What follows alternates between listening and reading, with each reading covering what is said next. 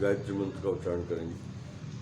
ओम भूर्भुवः स्वः तत्सवितुर्वरेण्यं भर्गो देवस्य धीमहि धियो यो नः प्रचोदयात्।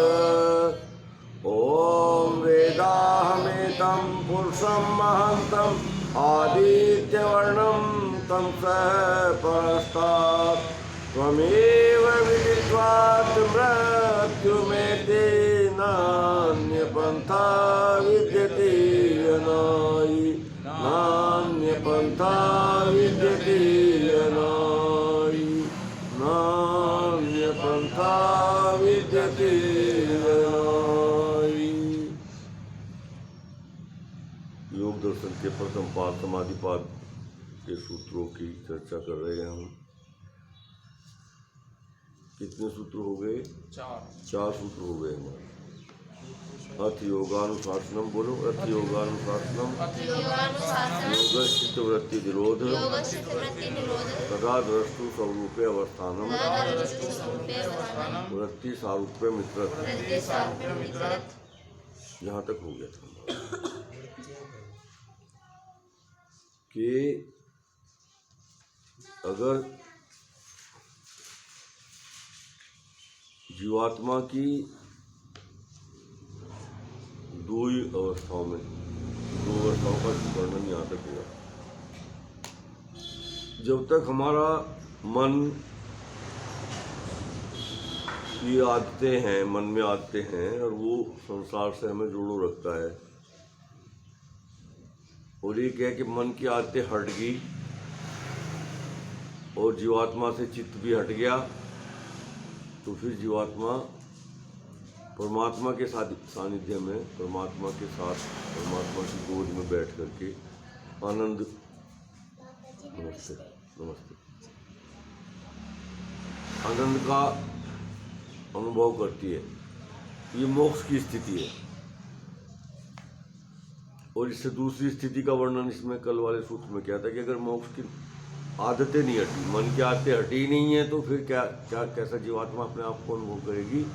जैसी वृत्तियां हैं वैसी, जैसी आदतें हैं मन की, जैसी आदतें, वो अपने आप को वैसा ही अनुभव करेगी, ऐसी लगेगी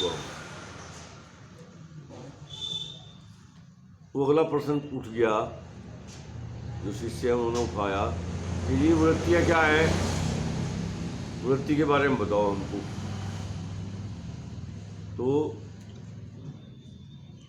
जो ऋषि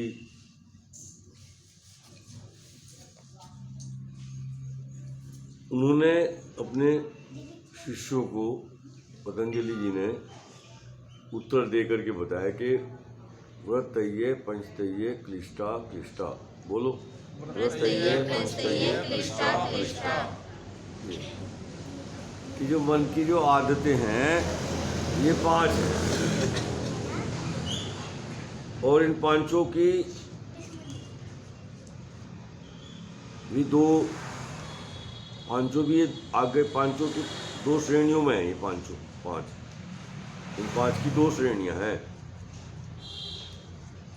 बताया पंचतये, वृत्ति तो 5 हैं, लेकिन ये क्लिष्ट और अक्लिष्ट 2 प्रकार की है,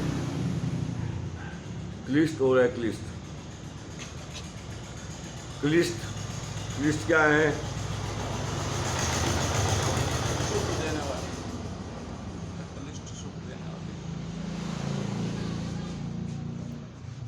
जो क्लिष्ट वृत्तियां हैं वो है क्लेश सहित, और जो अक्लिष्ट वृत्तियां हैं वो है क्लेश रहित।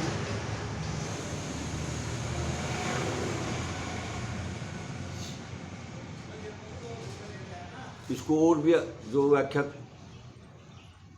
इनका जो व्याख्या की है हमारे व्यास भाष्य में, भाष्यकार जी ने, वेद व्यास जी ने सबसे पहले संस्कृत में वाक्य, उन्होंने तो संस्कृत में करा इसका भाष्य, इन सूत्रों का संस्कृत में किया। उस समय हिंदी का ज़्यादा प्रचलन था ही, संस्कृत का ही था। उस समय सब लोग संस्कृत बोलते थे, संस्कृत पढ़ते थे, तो संस्कृत में उन्होंने इसका भाष्य करा। तो वहाँ उसको उसमें से आसान सरल करके हम बता रहे हैं आपको क्या कहा उन्होंने कि जो क्लिष्ट वृत्ति वाले उपासक हैं, जिनकी क्लिष्ट वृत्तियां हैं उपासकों की, वो विषयासक्त अर्थात क्या क्रम बनता है, ये तो क्रम बनता है।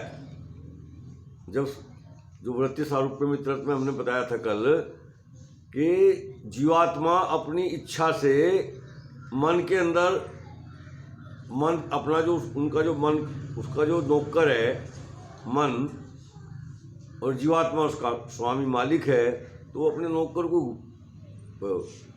आदेश चलावे, अपना आदेश वहाँ पे वो आदेश चलता है। और नौकर भी क्या करे, नौकर अपने आप तो नहीं कुछ, नौकर भी तो बड़ा स्तर का नौकर है, वो तो फिर वो क्या करेगा, वो इंद्रियों के पास चला जाता है। मन जो है किसके पास चला जाएगा, इंद्रियों की, कि भाई ये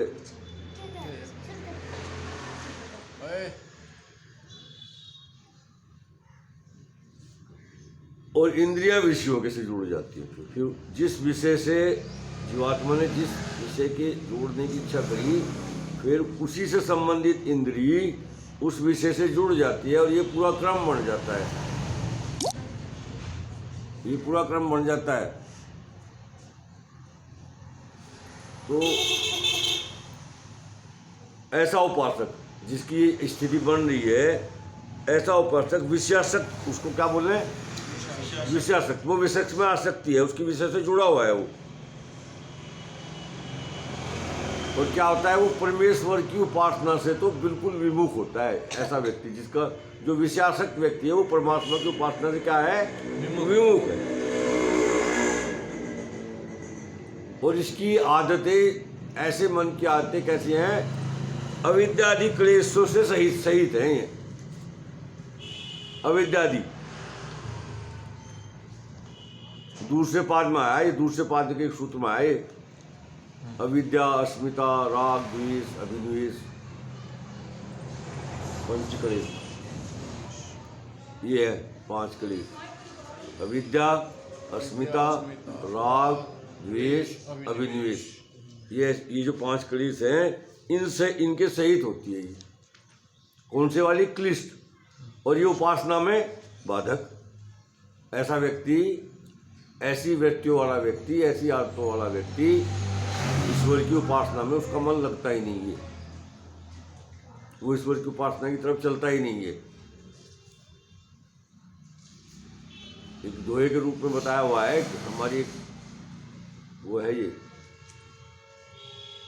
किसी हमारे महापुरुष का लिखा हुआ दोहा, हिंदी में, मैं तो हिंदी में बता रहा हूँ आपको, कि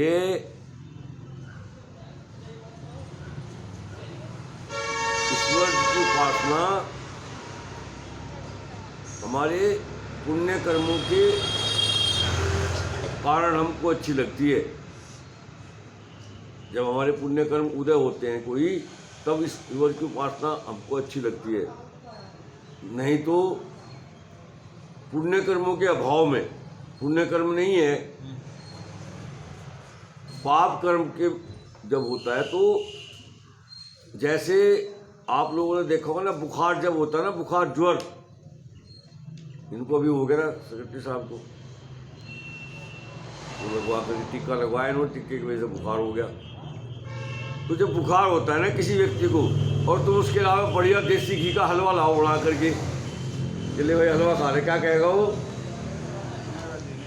भाई तुझे पढ़ लिया। तो उन्होंने, विद्वानों ने संस्कृत में श्लोक बना करके क्या बात कही, मैं हिंदी में बता रहा हूँ आपको, कि जैसे बुखार में भूख भाग जाती है ना, बुखार में क्या हो जाती है, भूख भाग जाती है, बुखार में भूख भाग जाती है, कैसे भी उसको कैसे भी खाने की बात करो, वो खाएगा नहीं, क्योंकि क्यों नहीं है, क्या नहीं है, उसको भूख नहीं है। तो ऐसे ही पुण्य कर्मों के उदय के अभाव में ईश्वर की उपासना भी भाग जाती है। ईश्वर की उपासना क्या होती है, भाग जाती है, फिर वो लगती नहीं। तो ये जो है ना, जो ये क्लिष्ट वृत्ति वाला जो उपासक है, उसका भी क्या हो जाता है, उसकी उपासना की, ईश्वर की उपासना से क्या हो जाती है, उसकी भाग जाती है, उसकी तरफ चलता नहीं है, वो विमुख हो जाता है ईश्वर की उपासना से। अब दूसरी बात करी, अक्लिष्ट। अक्लिष्ट व्यक्ति वाला उपासक कैसा होता है? जिसकी अक्लिष्ट वृत्ति होती है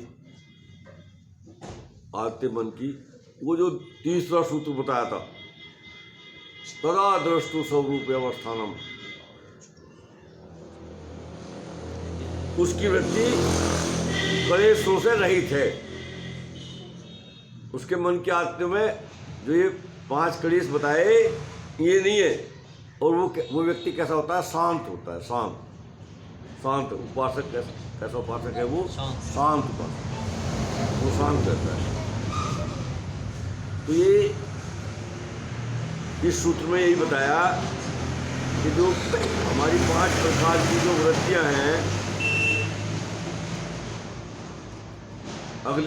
अगला सूत्र क्या है? प्रमाण विपर्य विकल्प निद्रा स्मृत है।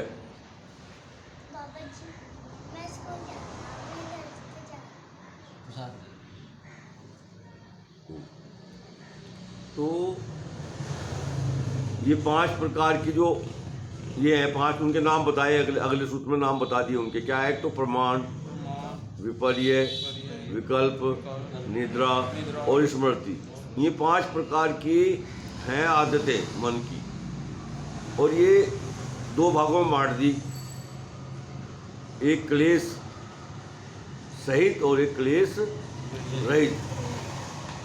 तो जो क्लेश सहित आते हैं वो उपासना में बाधक हैं, जो हमें मोक्ष के मार्ग से रोकती हैं, मोक्ष के मार्ग से हटाती हैं, जो मोक्ष के मार्ग में जाने नहीं देती।